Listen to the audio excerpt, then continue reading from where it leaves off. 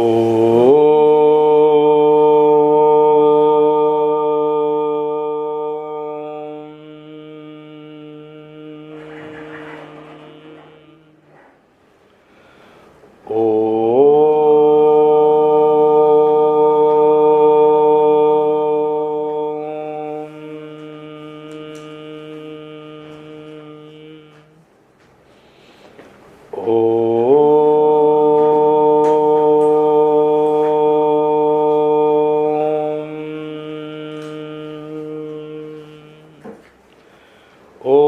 श्री गणेशाय नमः। ओम श्री सरस्वत्यै नमः।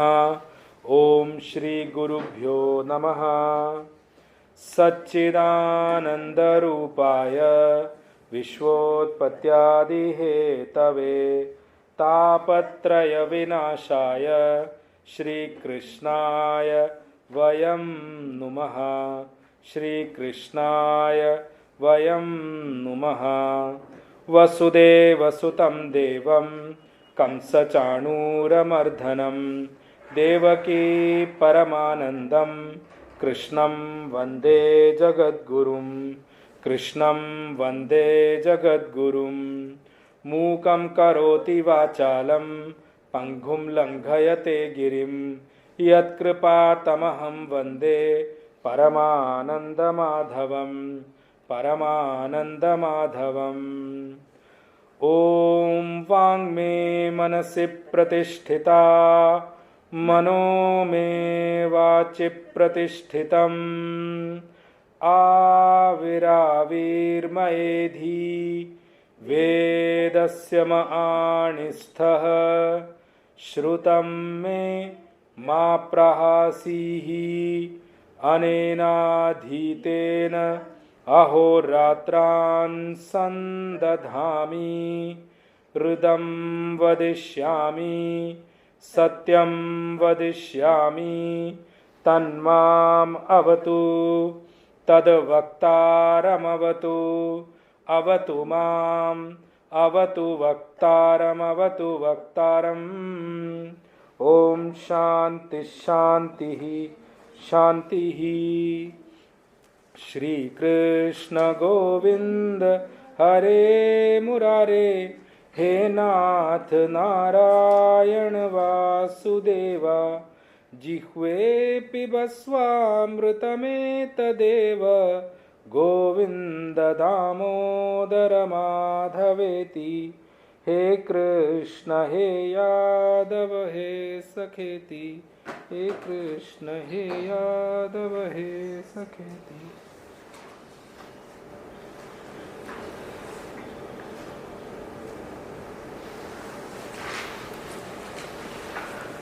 So we were seeing in the last session, the last shloka we saw was 44. Utsanna kuladharmanam manushyanam janardana narake niyatam vaso bhavattyityanu shushrama. We saw that what Arjuna is saying, hey Janardana, by the destruction of this kula dharma, means the family culture, the kula dharmanam, utsanna kula dharmanam, manushyanam, whose culture? Of the humans. Okay? Why he has to bring out specially humans here? Only humans have culture. When you go down below, animals have no culture. Why animals have no culture? There is a reason. Man is bought with two things very important. One is called buddhi. He can choose his action. And second thing is that he can create his future. Now when we talk about animals, and the difference between animal and a man is, man has got the freedom of action, whereas animals have no freedom of action. They are pre-programmed in today's scientific language. Their sharira, their body is a bhoga sharira. They have only come here to exhaust their bhoga, exhaust their karma, which they may have created in another human birth. I told you, many people, the way things are going around in society, many are definitely falling down the level of human also. When those karmas have been cleansed off, those karmas means those sins have been cleansed off, which can be exhausted only in an animal body, then they become qualified, they become cleansed up to take a human birth. But again, the problem what happens there is, in the human birth, again they have a freedom to fall back again or to grow above this. That freedom is only there in human birth. That's why human and body is called karma sharira. They have the freedom of action. Whereas animal body is bhoga sharira. So many people do comparison when we talk about even that fact of Shraddha and all. No? Many people give this argument. Purposely I am saying this argument. What are you talking about? Shraddha will lead you to the higher loka. Animals are dying every day. Who is doing Shraddha for them for the next? That is because you have understood the whole concept of this body. Their body doesn't require that. Why? Because they are only bhoga sharira. The bhoga gets exhausted, they will fall. Somebody will hunt them or they will die their own death. That's different. But the moment their bhoga in that sharira, the thing karma phala which they have to take in that body is over, they will fall. Somebody may hunt them, somebody may not hunt them. That's immaterial. That's why many animals die also. Otherwise also. That's the concept of an animal body. So, when we talk about human body, it's about the freedom to grow up. That freedom to grow up will come from the culture. How do you cultivate yours? What do you cultivate? Cultivation comes from the culture. I was hearing Pujya Gurudev at one place, he was saying, you see the beauty of this. What do you mean by maintaining the culture? Maintaining the culture means tying yourself to the root of your creation. Tying yourself to root means it can be two roots. One is the root from where you came. Okay, I am leaving that aside for 1 minute. But let me talk about the root of your family. The family root is from where you have come out. And how you will grow will depend if you keep that root alive also or not. Culture comes from the root. A man who has lost connection to the past has no present. I am using the word purposively. The reason why it is so loud and clear telling that, be connected, Kula Dharma, this, that. Why? Because from there only will come the culture. That will only help you grow. A man who's disconnected from the past has no present. And if you do not have a present, let's not even think about the future. That's exactly the decadence which has happened to the Indian society today. We, in the spree of being educated, we have disconnected ourselves from the whole connection. I'm giving you one small example. I'm using this example for a reason. There is a hashtag which is trending these days. I'm not naming the person who's running it. It's called No Bindi, No Business. आप लोग को ढूंढना. No Bindi, No Business. What is the point it's saying is that slowly, gradually, the entire consumerism circle, entire companies, because they were all like conglomerates who came from abroad, they very slowly, gradually has cut off ourselves from the Hindu culture. The moment it comes Diwali, the first thing is that burning cracker creates pollution in that thing. Areva, one day burning cracker will create pollution.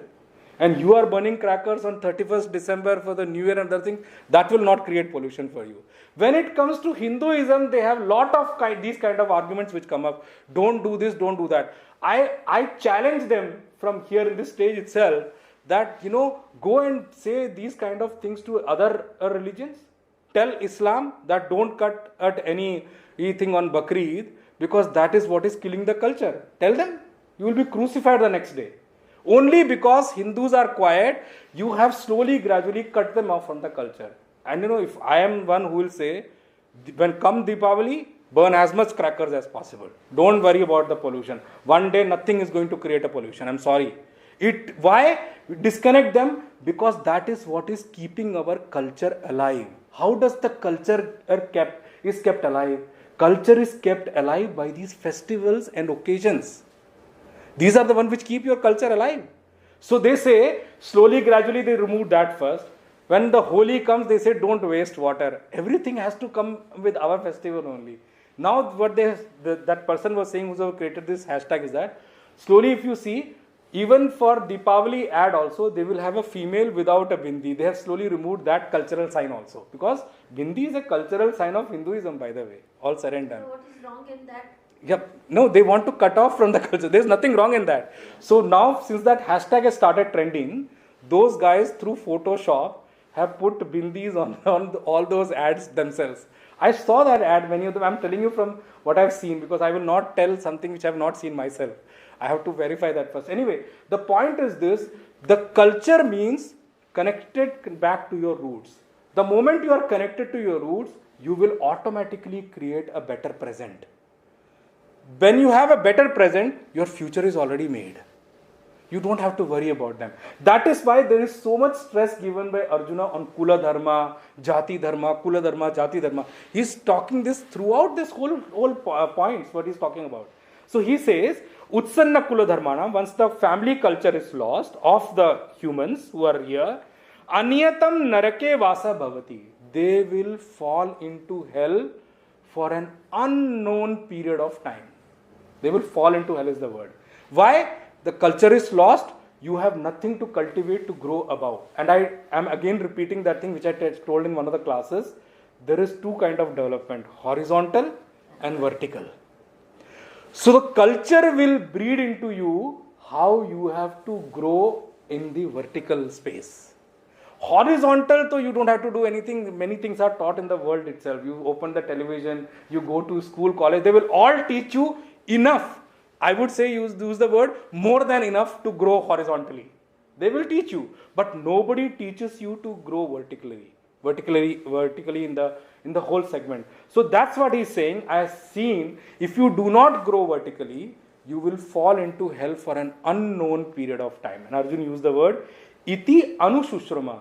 Like this, I have heard from my own people, my own ancestors, my own gurus and all who came to my kingdom in our sabha and all. I heard from them, from their own assembly.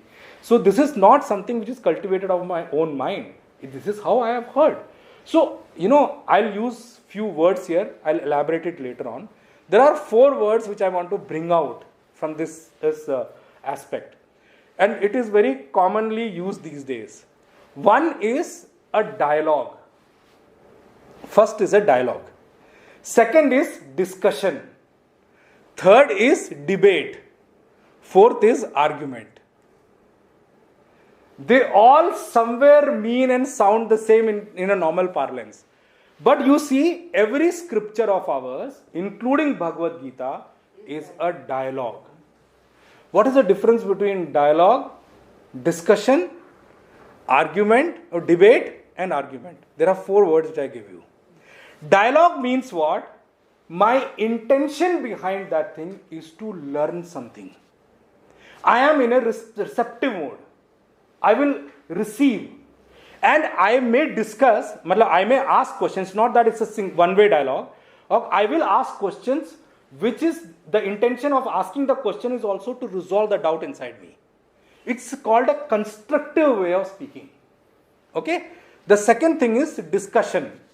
Discussion is that many people sit together and they put their own points, but the intention behind the discussion is to reach one conclusion. Now comes the next to 2 dangerous word, debate.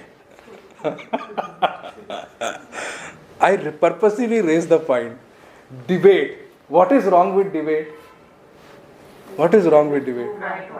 Very good. Its only purpose is, intention is to prove their point. Conclusion is not the outcome of a debate. That's why open a TV channel, especially news channel. There are so many debates which go. Everybody will be speaking on top of their voice. I don't know what is going on there. Nobody reaches any conclusion. Rather, I'll tell you the other side of it. People listening it walk out with a confusion in mind. Because what they didn't have is fed into their brain.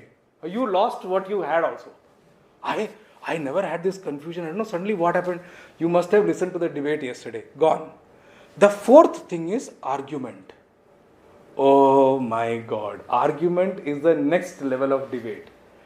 The purpose of argument is only to prove one's point without any intention to listen to anyone. You will continue to argue. Now, this is a bracket which many youngsters today are falling into. Even when parents say something, They will argue.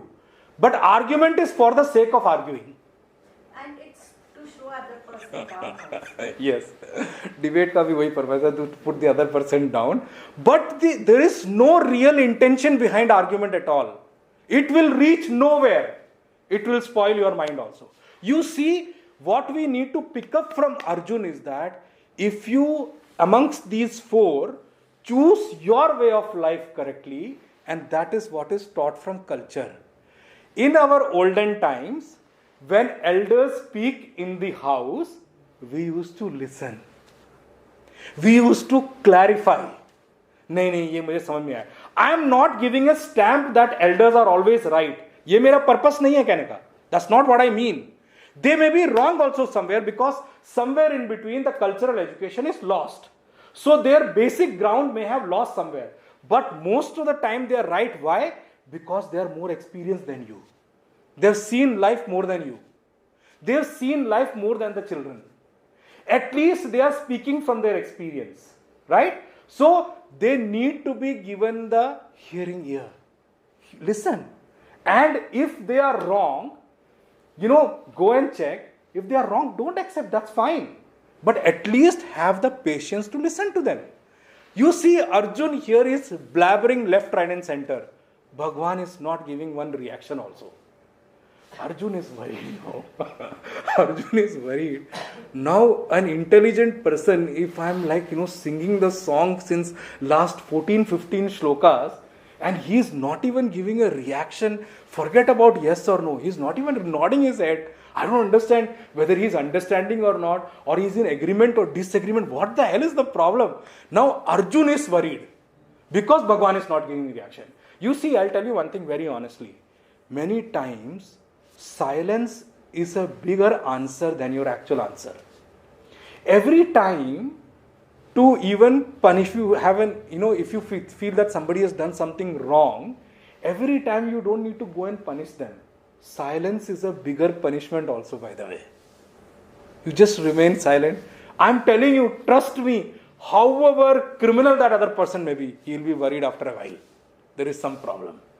Because the problem now is, we have trained our mind to speak up before even the other person has finished the conversation. So our mind doesn't keep silence. The point is, we have all forgotten how to remain silent. That's why. Oh. Well, that's a different side altogether. That's why you won't believe these days people have to go to sessions like meditation and other things to learn how to remain silent. Arjun is going to bring up this topic later on.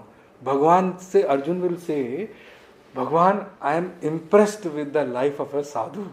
I want to run away and meditate under a tree. Bhagwan says, go and meditate. Try and show. You think that you will just go and sit and you will meditate. There is one shloka which will come in the forthcoming chapters, where Bhagwan will say, Karmani akarma yah pashed. He will use the word, see akarma, no action in every action, and see lot of action in every no action.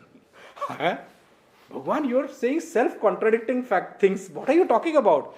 That's the point. Amidst all the mumbo-jumbo of life, amidst all the problems in this world, if you can train your mind to remain silent, you have achieved one portion of spirituality. Let me use one word here, because I have seen Mahatmas doing this. I was traveling to Rishikesh one time, and that day I decided that I'll leave Patiala Ashram and I'll go without any booking or anything. Let me see how God takes care. I went to use the word test God or whichever way. But sometimes it's always fun to do it. So I went there. In that crowded bus station of Rishikesh, there was one saint who was sitting in that abundant rush and all that noise going around. This saint was quietly meditating. Monbert is that one? No, it's not Monbert. This was meditating. I was so impressed by the glow of that Rishi.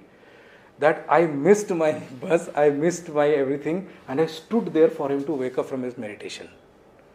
And I touched his feet. See, that's how what the culture treats us. When you see somebody higher than you, there is no harm in prostrating to that person. Even if he may be of whichever age, doesn't matter. The thing is, you should see that he is higher, you can learn something. Because when you prostrate, you are already surrendering your ego to that person. You have already become a recipient of receiving something from him. I prostrated to him and he got up. I waited there 3 hours. Stood there watching him. He had no movement at all.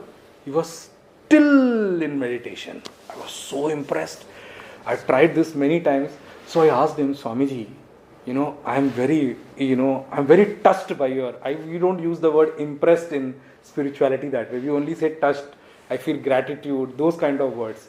Because spirituality is not to impress other people. It's to learn from one another. Actually, so I told Swami, I'm very touched with what I saw. So I want to know, how did you achieve there? So Swamiji told me one lesson which I've always kept in my life. He said, if you really start meditating, start practicing some ounce of meditation in utmost crowded places. Can you really discipline your mind to remain silent? In war field, in places where there are things going on, can you remain silent? You will be worried for your body. You have to leave everything. At that time, it comes in our scriptures also, Vairagyam eva abhayam. Dispassion is one thing which becomes of paramount importance for reaching that state of spirituality. Why dispassion? The moment you close the eyes, the first thing will be that, कहीं मेरा कोई सामान तो नहीं उठा के ले जाएगा. When I open the eyes, my luggage is gone. मेरे जूते तो नहीं गायब हो जाएंगे, मेरी हार तो नहीं चला जाएगा. अरे भाई, dispassion is one which will make you free to meditate even at any level, at any point in time, at any place. So you have to understand what that Swamiji told me is that you have to learn how to meditate in places which are not meant to be meditation places. So that's how you have to train. You have to go against the nature. So once you do that, Swamiji said, it's not something just come over 1 or 2 years. I've practiced it because my guru taught me when I was traveling in train. He narrated the whole incident. Because when you travel in train, at that time AC you never used to be so popular.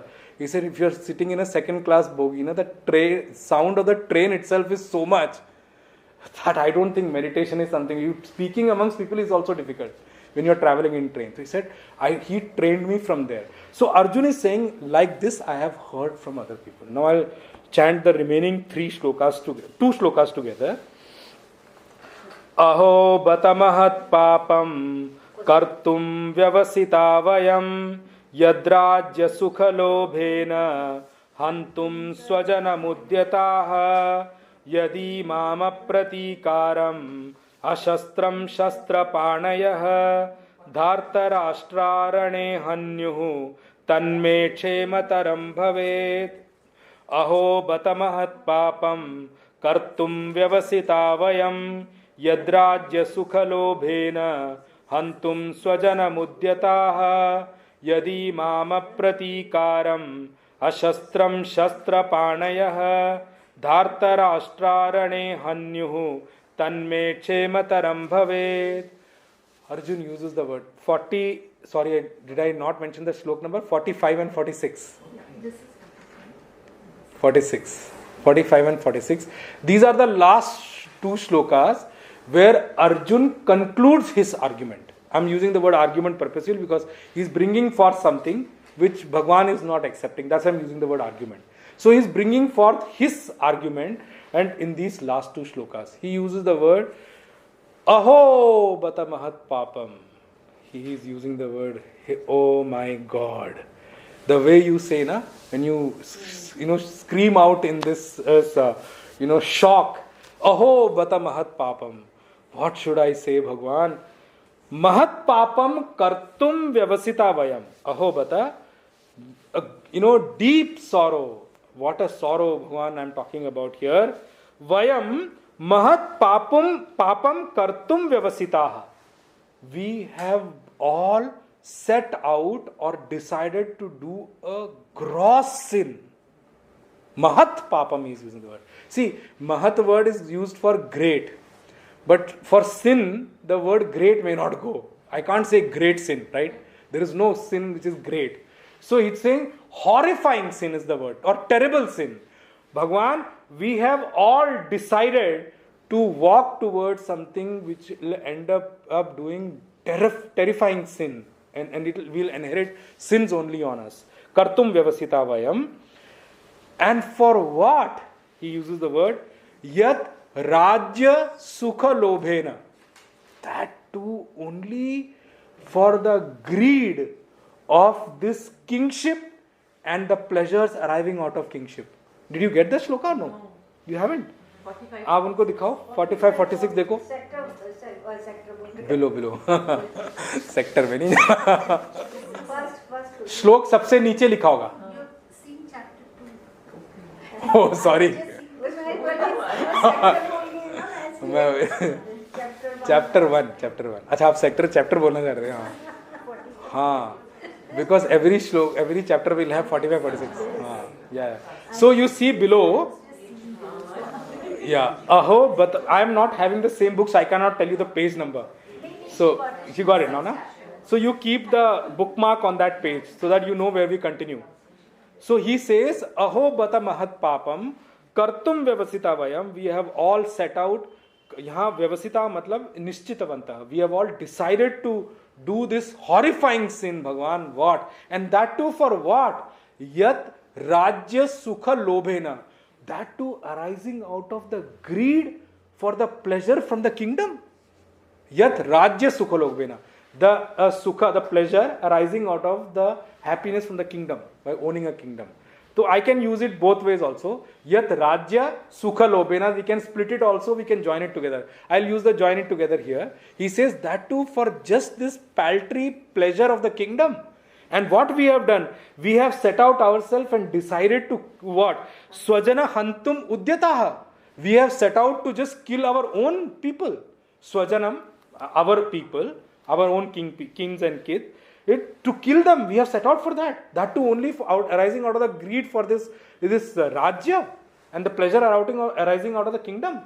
In the next shloka he says, now here Arjun concludes, because he has lost all logical arguments in his own mind.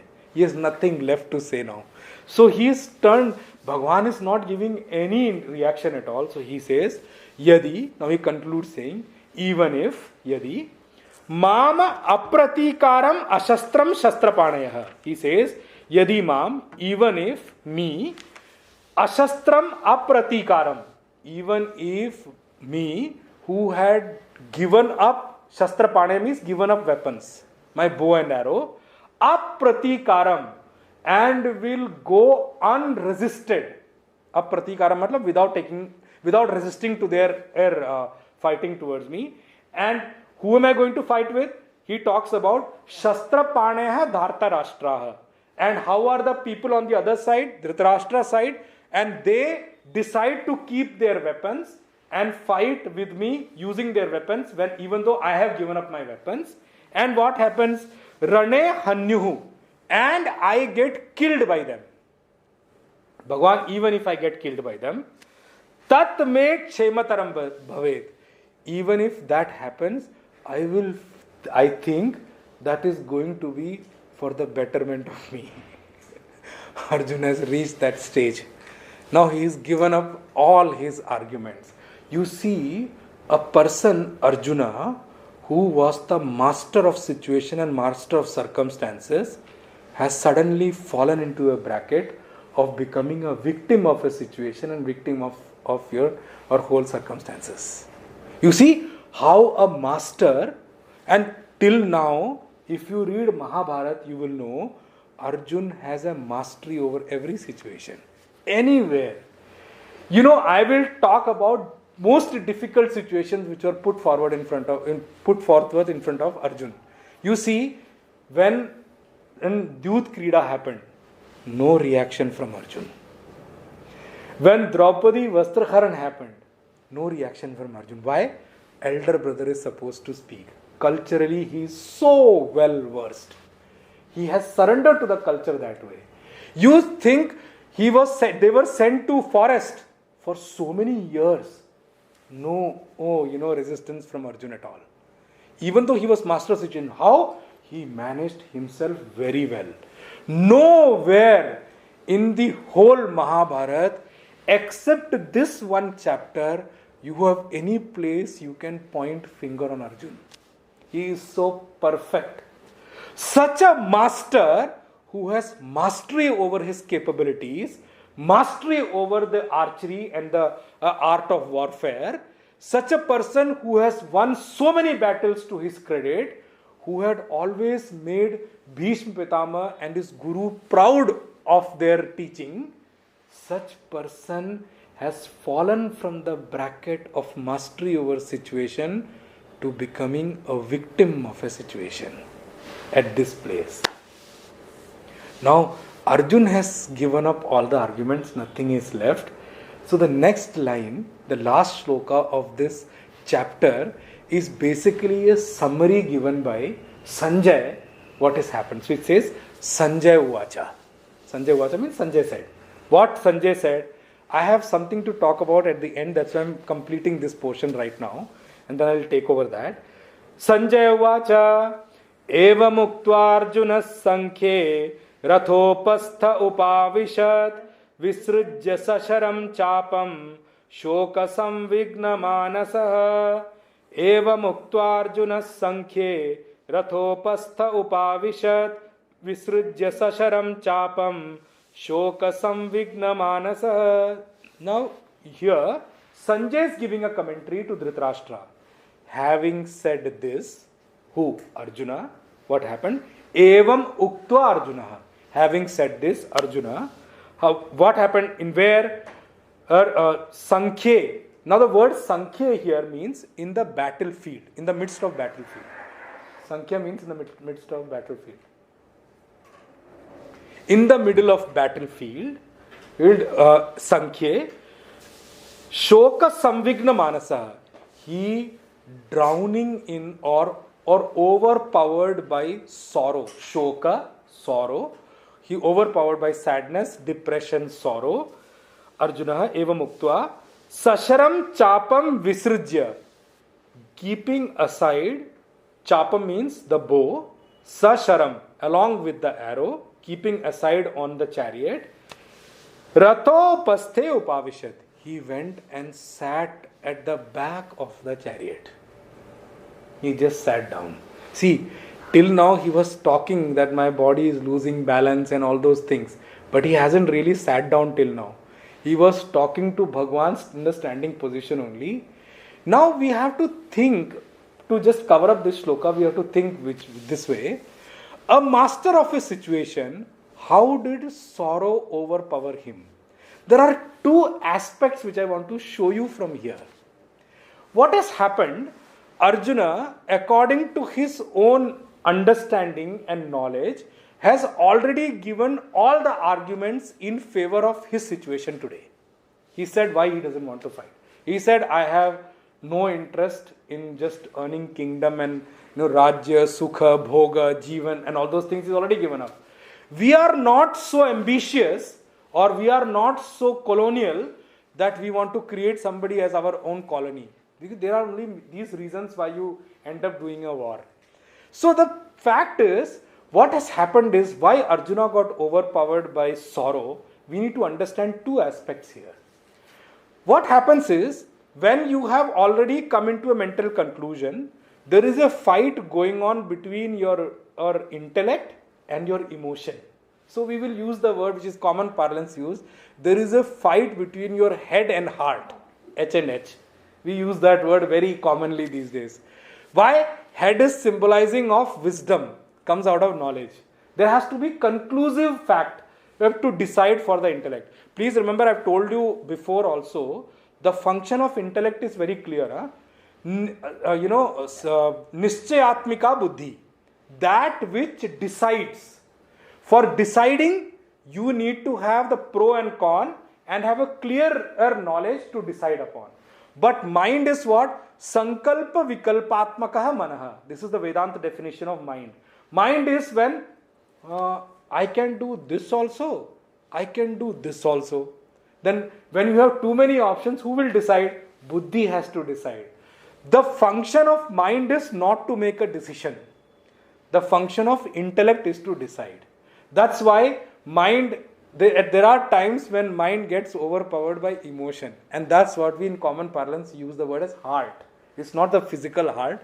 Mind, we call it as heart at that point in time. So we use it mixingly that way. So Arjuna, what happens is, Arjuna has already given all the arguments, but the person who is supposed to agree on these arguments, he has not said anything. Who is that person? Bhagavan Krishna. He didn't see a response from Bhagavan Krishna yet. Now, Bhagavan Krishna, not only the fact that Bhagavan Krishna has not given a yes, he sees from Bhagavan's facial reaction that Bhagavan Krishna is not happy with Arjuna, the way Arjuna gave the argument. And not only that fact also, Bhagavan is against Arjuna's argument. That's one factor which is putting some pressure on Arjuna's head. Okay? The second factor, which is very important for all of us to know, is that many a times we may decide and come to some conclusion based on our limited data. And we may have some emotions to decide that fact, but we are under pressure of expectation of others also. Why I am using this word? Arjun knows that his mind has conclusively reached an end place where he has decided that he doesn't need to fight. Now listen to me very carefully. Arjuna is a warrior. He is not a school-going kid. These days, though, kids also, when we tell them something, they say that, no, listen, you say whatever you want to say, I have decided and that's it, and they will walk away. Right? Arjuna is a grown-up man. If he has conclusively decided in his intellect that this war is not right to fight, he could have easily walked away. Why does he need approval? He is not somebody who needs approval to walk away from anywhere. He could have walked away. But that's the point we need to remember in life. When you choose God as your charioteer in life, please remember, when you choose God as your charioteer in life, then you have chosen somebody higher.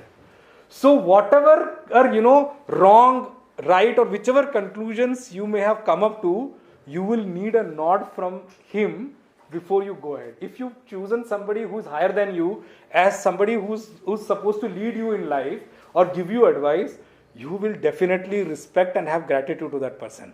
That's why Bhagwan's nod was utmost important for Arjun. And Bhagwan is the first one standing in front of Arjun. So the first nod he expected was from Bhagwan. He didn't give anything. He didn't react also. The second thing is, Arjun knows this fact for very sure, that even though my brain has conclusively reached a conclusion depending upon the knowledge I have that this war is not right to be fought, and my emotion may have supported that thing, but what happens to the other people who are standing on our side?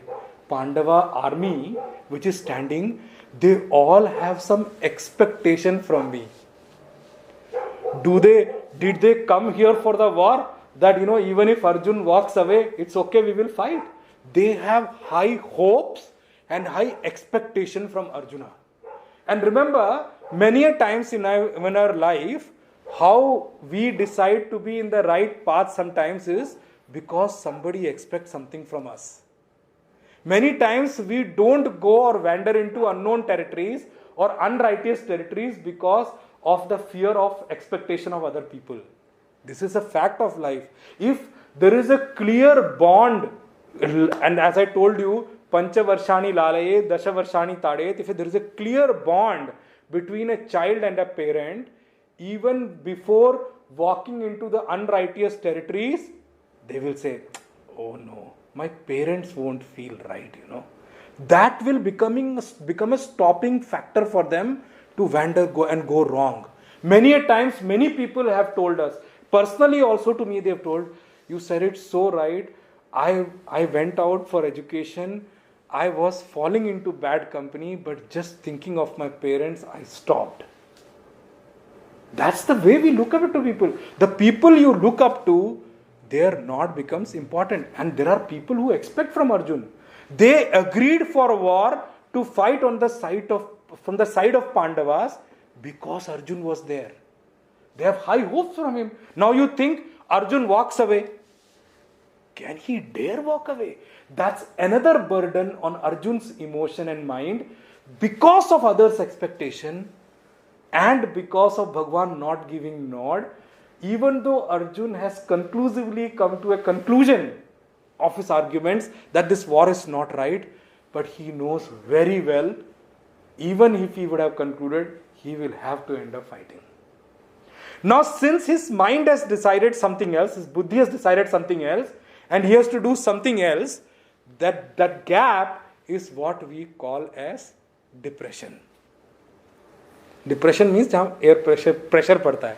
His depression, his sorrow is that expectation, and because of not having Bhagwan's approval, he will have to end up fighting in spite of the fact that he don't want to fight. Now, that thing has created sorrow in Arjun. There is a science called the duty science. उसको हम हिंदी में कहते हैं कर्तव्य विज्ञान. देखो, some terms I'll use the way it is used in Hindi, because I may say duty science, it may not bring out the actual import of the thing. In the duty science or kartavya vigyan, there is a word that if time comes, we have some expectation from us, it's okay to, we have some expectation from others, it's okay to give up that expectation. But whatever expectation others have from you, never give that up. Even if you have expectation from others, it's okay because that's in your own choice, in your own territory. You can choose to keep or give away. Even if there are times when it comes, you give away, that's good for you to give away. But if somebody else has some expectation from you, never ever do that fact of leaving or giving up that expectation. You should always fulfill them. Because that's the line of Pap and Punya. And I was discussing after this session last week, Bhagwan is going to come up with that topic. Bhagwan will say, Karmano Gehna Gatihi.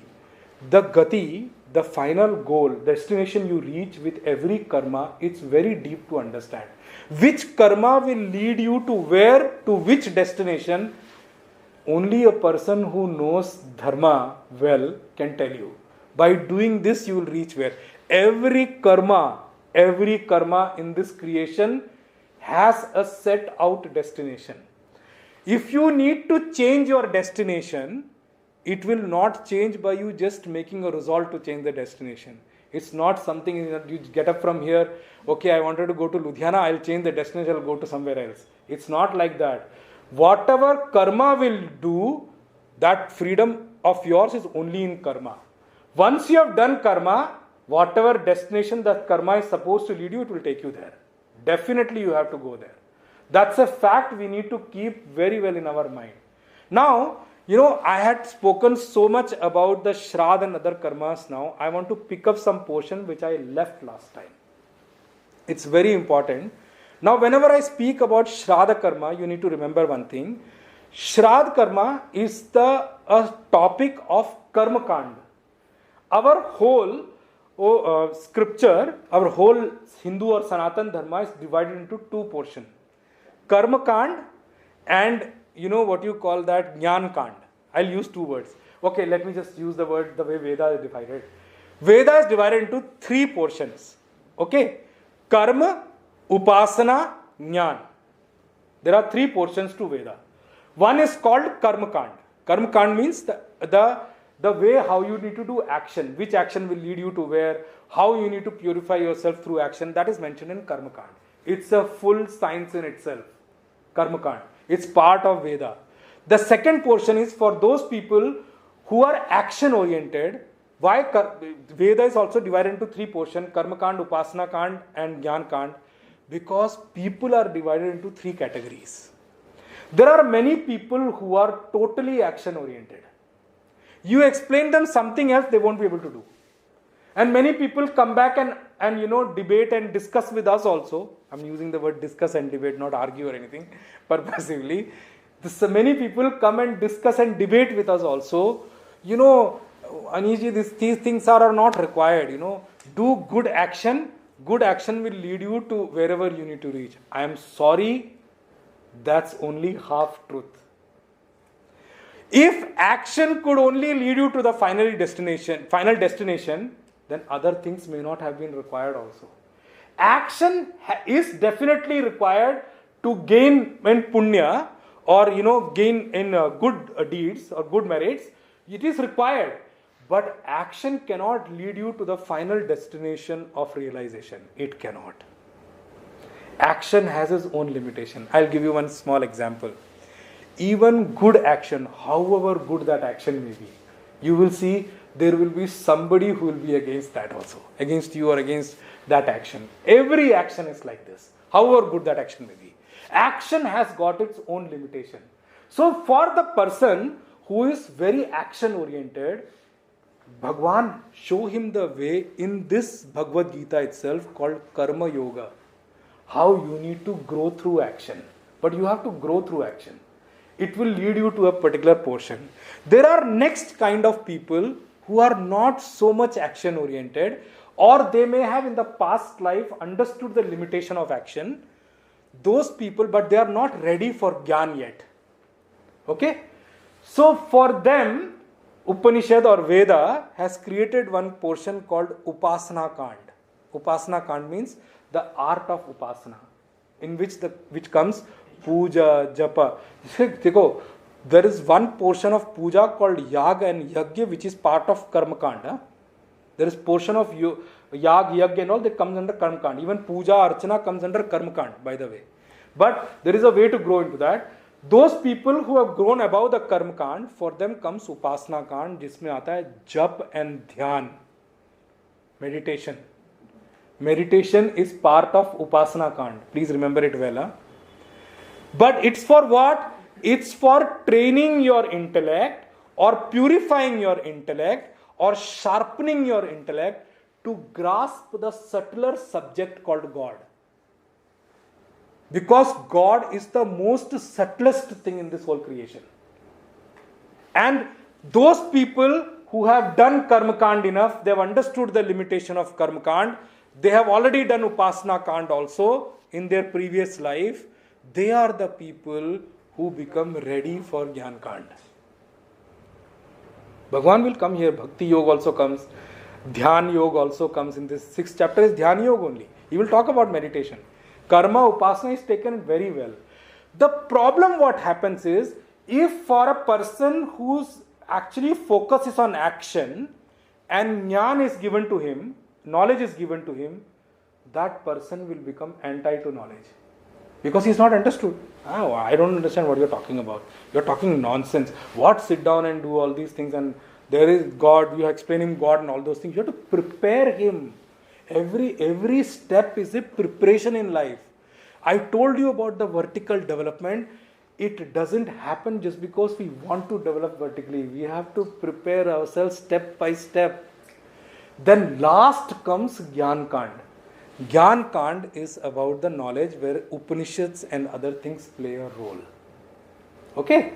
Now I am telling you one more aspect of the philosophy. I told you about Astik Darshan and Nastik Darshan in one of the session. And I spoke about 3 Nastik Darshan. I am leaving them aside for one portion right now. I'll pick up Astik Darshan because next chapter is also related to that. I'm going to bring it up now. In Astik Darshan, there are 6 darshans I spoke about. Nyaya, Vaisheshika, Sankhya, Yoga, then Purva Mimamsa and Uttar Mimamsa. Okay? There is one Sankhya which comes over there. Next chapter is also Sankhya Yoga. Don't confuse with that Sankhya and this Sankhya. Bhagwan is not talking about that Sankhya here.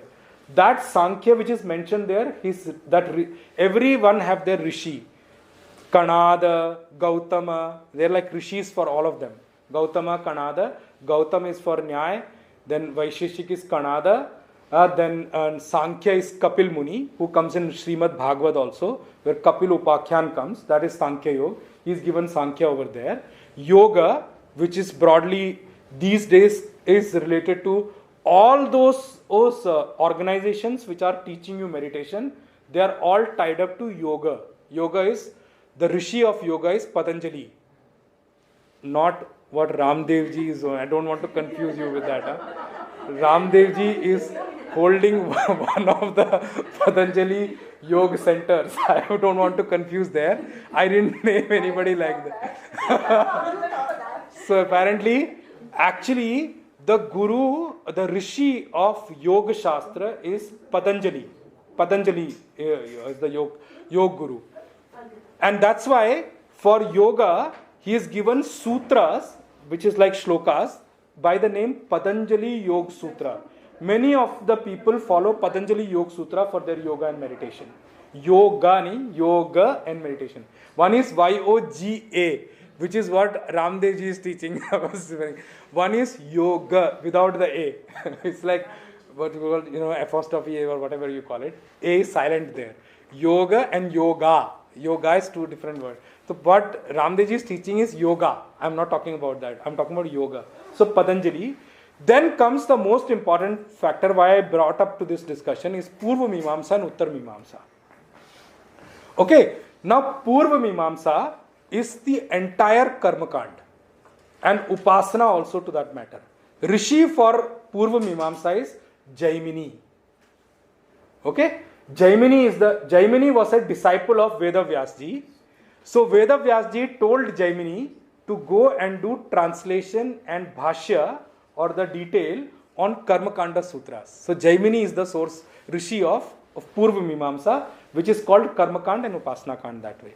Then comes your Uttar Mimamsa, which we are all going to follow now. I brought you up to that point. Uttar Mimamsa, the Rishi is Veda Vyasji, Veda Vyasa. We all look up to him.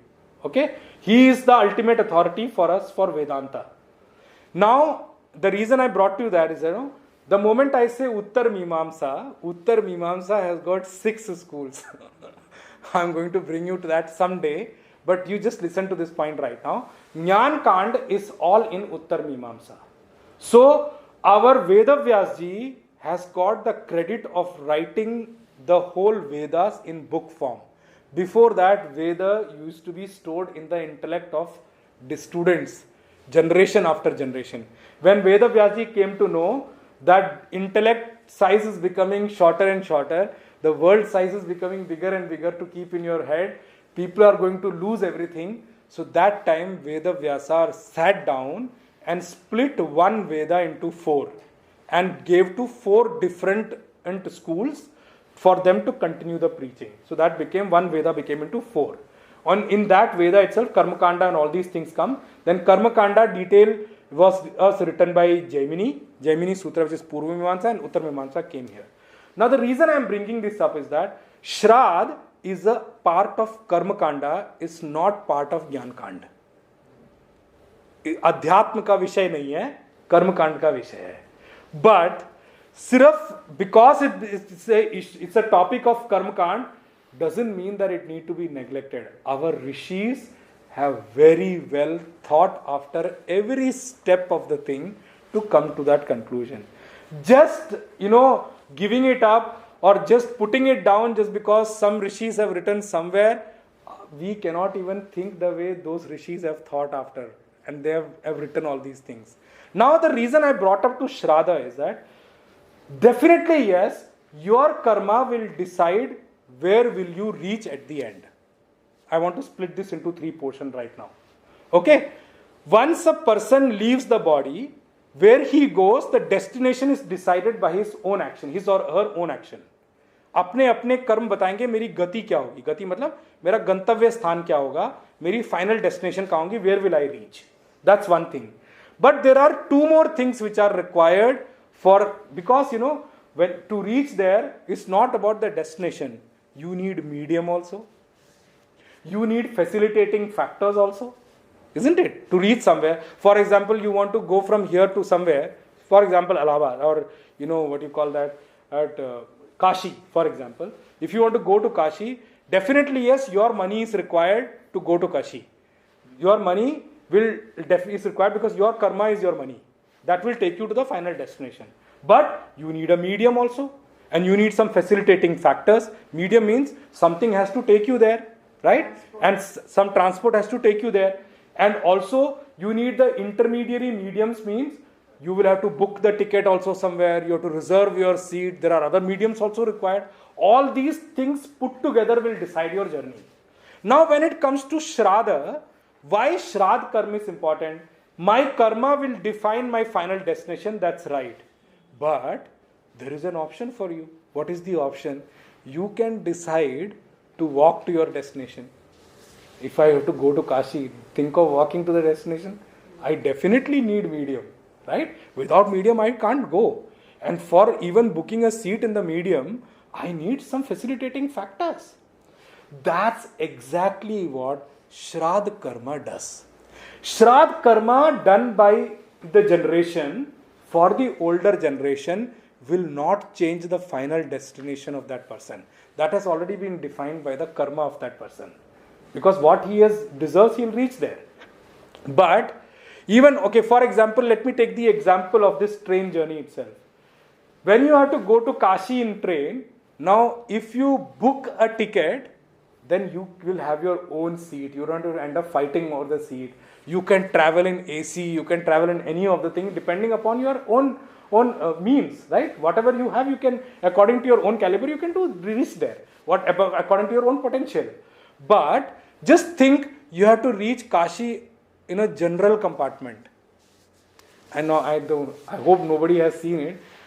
Thank God that experience comes from somewhere. When we were in college and all now, once we decided to travel one fine day to Agra. And Agra is not so far from here. So out of the college we decided, and we didn't have money in pocket at that time. We even though have pocket money, but we decided, let's try general class once. That experience is still in my head, so I can explain you very well.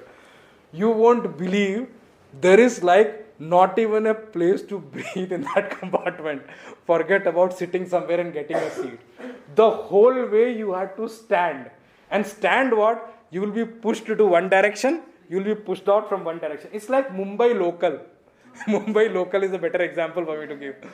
You know, Mumbai local has got first class compartment also and other compartment also. So you board according to the crowd and you get down also according to the crowd. Where the crowd wishes to drop you, they will drop you. You may not have any say in the whole thing. So, you know, Shraddha karma is actually, people what they do here is only helping you facilitate your journey ahead. They are not going to change your destination. That's why Shraddha becomes important. That is what our Rishi Munis have thought after and given here. To even reach that conclusion, we need to understand three basic fundamental understanding of Sanatana Dharma. Three basic fundamental understanding of Sanatana Dharma.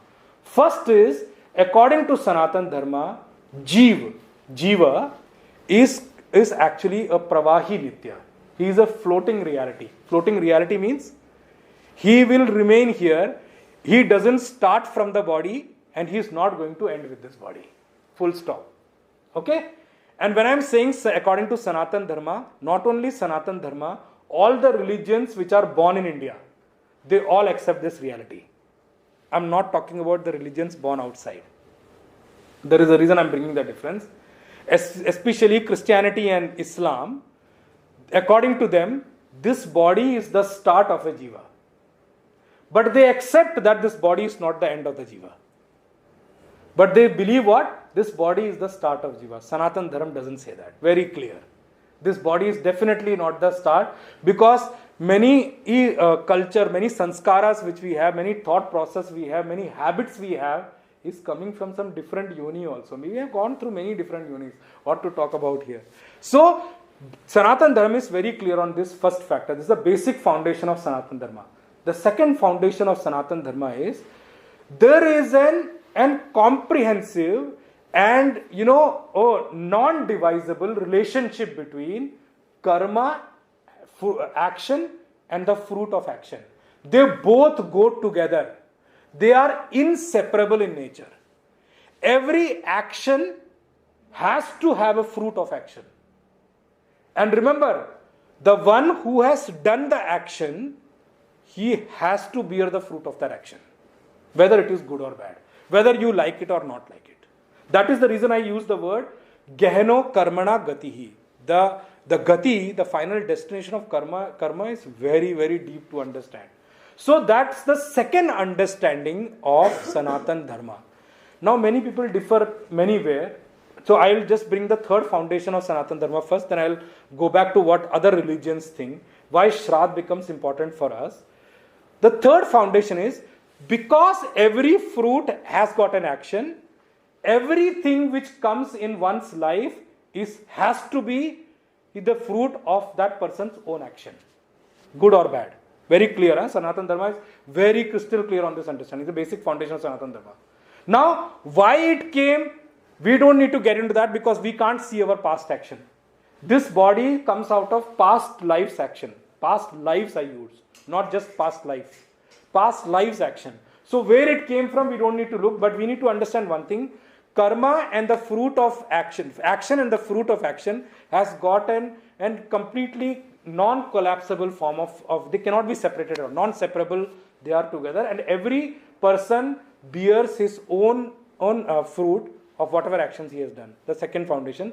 The third foundation which is related to this is that since every action has got a fruit, that is the reason, and every fruit cannot be enjoyed in this earth only. That is why Sanatan Dharma has said there are 14 lokas. 7 up, 7 down. Depending upon one's own action. That is the reason for these 14 lokas or 14 bhuvan, how you call it. Everyone will fall into heaven or hell according to their action. So these are the three basic foundation of Sanatan Dharma which we all need to keep in mind for understanding Shraddha Karma. Now, with that basic principle, I am going to bring out first the difference of other people. I spoke elaborately in the last class that in every religion there is an elaborate function for death also, for birth also. There are many occasions they have different functions. They may put us down that you have such stupid function. Everyone has it. Now let me ask you a question. In Islam and Christianity, now I am bringing you some different religions understanding also here to decipher us from Sanatan Dharma. For other religion, what happens is, this body may not be the final destination of Jiva, but they say why they have something called grave at the end of the life. I am giving you that point. They say grave is the place where that Jiva rests. He takes rest after death of the body. Till when he will rest, their understanding is clear, till Qayamat. Qayamat means till the end of this creation. That Jiva will continue to sleep or rest in that grave, and when the end of creation or Qayamat comes, when the end of this whole creation comes, Jesus or Allah will come and take them according to their karma to heaven or hell. क्या कहते हो? Jannat or Jahannum. Is that what, right? Na? Heaven or hell, either ways. That's their basic funda. This is the disconnect between them and us. If because of their understanding of their dharma like that, their belief system like that, definitely yes. If that is the belief system, then why do you need Shraddha for them? So they have no requirement of Shraddha. Their understanding is not right, not complete. I don't want to discuss and debate on that topic. That's a separate subject altogether. I'm not here to preach or correct Islam or Christianity. That's not my purpose. But I'm telling you the basic belief system so that you understand how the whole thing functions. For Sanatan Dharma, Mrityu is another step towards his final destination. Till when Jeev will keep doing in yatra after yatra, till when he will keep traveling, till the time he realizes. Full stop. That's why in Bhaja Govindam, Bhagwan Shankaracharya brings out very clearly, Punarapi Jananam, Punarapi Maranam, Punarapi Janani Jathare Shayanam, Iha Sansare Bahudustare, Kripaya Pare Pahi Murare. Everyone has to keep coming back, going, keep coming, keep going. You know, when you ask a sadhu or a mahatma that why you left the world and walked this path, I am fed up of this birth and death and birth and death. I want to escape this cycle, man. Every Vedanti student, if he's a true Vedanti, you ask him, Why do you want to realize? His answer will be very simple. I don't see any happiness or pleasure, ultimate happiness or pleasure in anything in this creation. And I want to make a resolve that I don't want to disturb or make any other mother go through the pain of pregnancy again. Full stop. That's the purpose I want to realize. Very clear. For that, you have to leave attachment towards everything, including the place here only. Then only you can realize. Till the time you realize, you have to keep circling karma, phala, karma, phala, karma, phala, karma, phala. I don't know how many eons of creation we have all been roaming around. After the class, one second. It's so difficult to even think and comprehend. I don't know how many mothers I would have disturbed because of me. How many mothers I will have to disturb again. Hey God, give me an end to this disturbance once and for all. Relieve me and relieve any mother of me also, by the way. That's the point of realization. That's what is realization called. Till the time you realize, this process will continue. Jiva will continue to travel according to his karma. Now one more portion I want to bring out is that why God becomes of utmost importance or paramount importance here. If everybody is only bearing the fruits of their own action, then why even God is required? So question should genuinely come for everyone. Why God is required? If I am bearing the fruit of my own action and I will improve, there are two factors you need to remember very well. One is that without God's help, you cannot improve yourself on your own. That's first point. Because gravity will pull you down. I don't have to tell you, Newton has already discovered that. It will always pull you down. You need a force which itself is so powerful to not only pull you up, but also to keep you up. By our own effort, we cannot stay up always. Forget it. It's not possible. Even for Mahatmas, I am telling you, they all do upasana. They keep upasana even after Gyan because of this reason. That's first reason. The second thing is, Bhagwan is so compassionate. So compassionate. When he sees that a jiva is making effort to know me, he already takes away many karma and its action. Nobody can do it. Prove it, I'll tell you. Nobody can do it. God will give you discount which nobody can give you. If I have to bear all the fruits of all the actions I have done, I can never realize. I don't know what actions I would have done in the past. How many are left, I don't even know. I have no clarity and no vision towards them. How will I realize Bhagwan? So when he sees that there is one jiva who is wanting to get me, he starts washing away many of your sins on his own. That is why he is the ocean of compassion. That is why God's role is utmost important in this creation. That is why upasana remains very important. That is why all the mediums of upasana, whether you do dhyana, japa, puja, festival, everything becomes important. Final destination, definitely one jiva can decide, but the middle yatra, your people who are left behind, they have to help you. That is why Shraddha becomes of paramount importance. And remember, Pitru Loka is a Urdhva Loka. The enjoyment and bhoga or pleasure there, happiness there, is definitely higher than this loka. But it's a temporary loka. I do not know how many pitras, how many ancestors of mine are in Pitruloka, Swargaloka, many other Ajanaj Loka, born and non-born Loka, Karmaj Loka. There are many lokas I'll talk about. Karmaj Loka means the Loka born out of karma, our own karma. Many lokas are born out of our own karma only. So I do not know how many are there. But remember, in that loka, they have two things very important. They can look at us And they have their favorites in the family also. They start liking some. There are some Pitras who look, oh, this person in my family I love. Pitras love us because they have memory there. They have smriti of this sloka. And they can see this sloka. And where I'm taking the reference direct from Ramayana. In Ramayana, when Bhagwan Rama won over Lanka, killed Ravana, at that time Dashrath Maharaj comes down from Pitraloka. It's said in the Ramayana itself. That means Dashrath ji has only reached Pitraloka by then.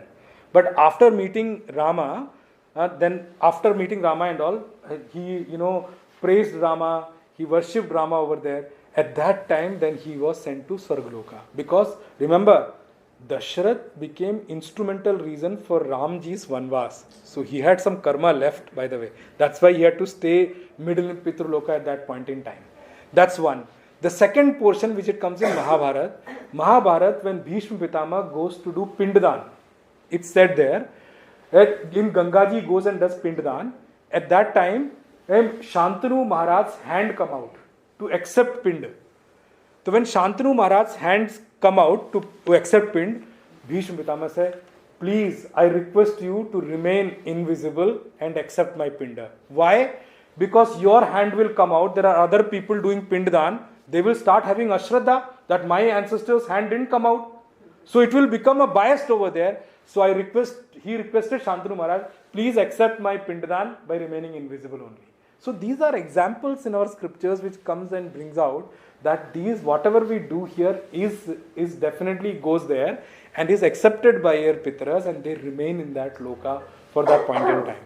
Anyway, so that's why our Rishi Muni have crafted out a whole process of Shraddha and Pinddan for all these things. I have many more details to say, but I suddenly realized class time is over, sorry.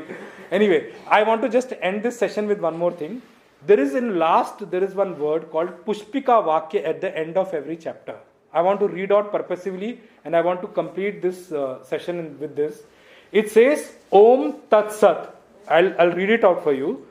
Om Tat Sat iti Srimad Bhagavad Gita Su Upanishatsu Brahma Vidyayam Yoga Shastre Shri Krishnarjuna Samvade Arjuna Vishada Yogo Nama Prathamo Adhyayah.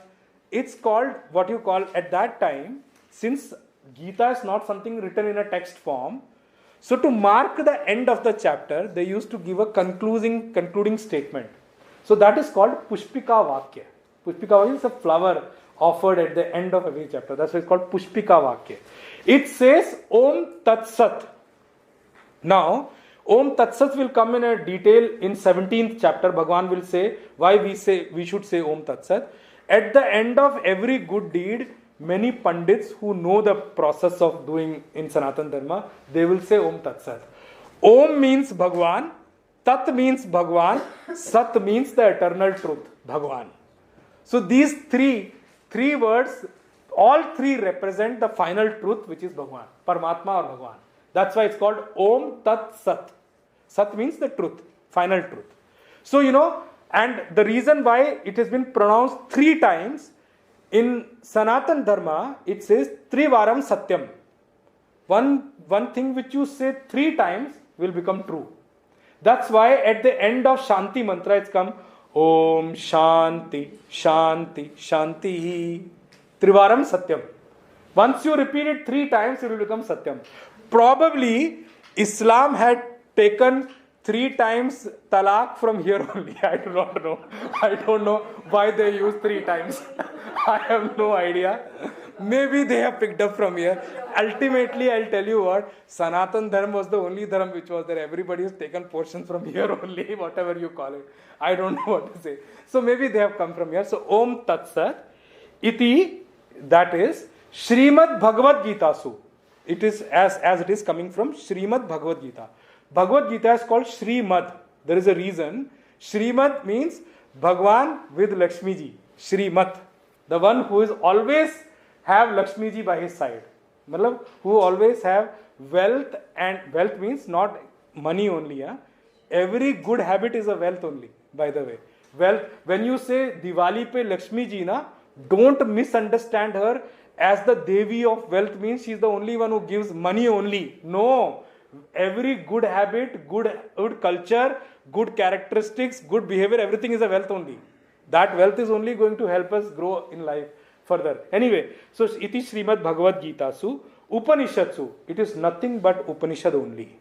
I'll explain you Upanishad in the next session. Upanishadsu. What is Upanishad? Brahma Vidyayam. That Upanishad is the only proof of Brahma Vidya. Is the only praman for Brahma Vidya. Brahma Vidya cannot be gained from anywhere else except Upanishad. So Bhagavad Gita is nothing but Upanishad itself. Bhagavan has given Upanishad in a condensed form in Bhagavad Gita. Upanishadsu, Brahma Vidyayam. What is it? Yoga Shastre.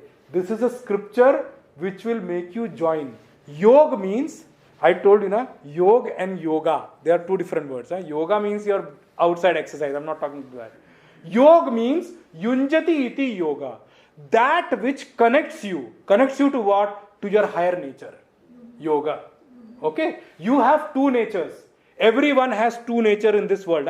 If you are born as a human. Lower nature and higher nature.